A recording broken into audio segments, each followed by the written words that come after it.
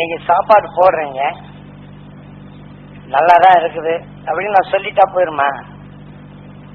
நீங்க நல்ல சுவையான சாப்பாடை நான் சாப்பிட்டாதான் எனக்கு நல்லது. அதனால போடுற சாப்பாடை சரியான முறையில் சாப்பிடணும். அப்ப அந்த ருசியினுடைய தன்மை தெரியும். இன்னொருத்தர் சாப்பிட்டு நல்லாதாங்க இருந்தது அப்படின்னு சொல்லி சொன்னா எப்படி இருந்ததுங்க? நல்லா இருந்ததுங்க. நல்லா இருந்ததுன்னு சொல்லணும், எப்படி நல்லா இருந்ததுன்னு சொல்ல தெரியாம இருக்கிறோம். அதனால நாம இன்னொரு வேலும் சொன்னதுடைய உணர்வுகள், இப்ப நாம உடல்ல புண்ணாயிருச்சு, அந்த புண்ணுக்கு கொஞ்சம் வேதனைப்பட்டாலும் கொஞ்சம் மருந்து போட்டு முதல்ல மருந்து போட போகும்போது வேதனை தான் இருக்குது.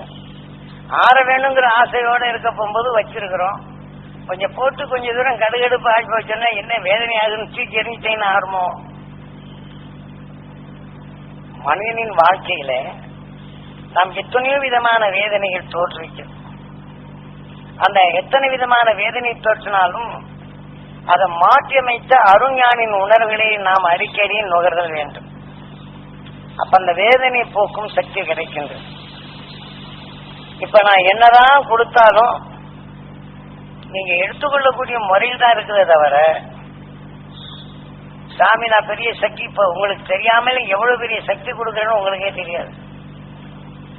அவ்வளவு பெரிய சக்தியை உங்ககிட்ட கொடுக்குறேன். அது உங்ககிட்ட இப்படி இருக்குதுன்னு நான் சொல்ல ஆரம்பிச்சேன்னா என்ன செய்றீங்க? சீபுமா வேலையெல்லாம் செய்ய ஆரம்பிச்சிருங்க. அப்படி நடந்ததுதான் முந்தைய கால நிலைகள். அப்படி நடந்ததா இதை சொன்னோடனே எனக்கே சக்தி இருக்கு, சாமி தயவு என்ன வேணும் அப்படின்னு பிச்சு போனதுதான் பெரும்பகுதியான நிலை. நான் எல்லாருக்கும் இது தெரிய வைக்கணுங்கிறதுக்காக வேண்டி நான் இது அற்புதமான நிலை, இதெல்லாம் தெரிஞ்சிட்டாம உலகத்துக்கு எவ்வளவோ நன்மை பயக்கும்னு நினைச்சேன். கடைசியில எல்லாரும் ஆசைகளை தூண்டி விடுற நிலைதான் வந்தாச்சு.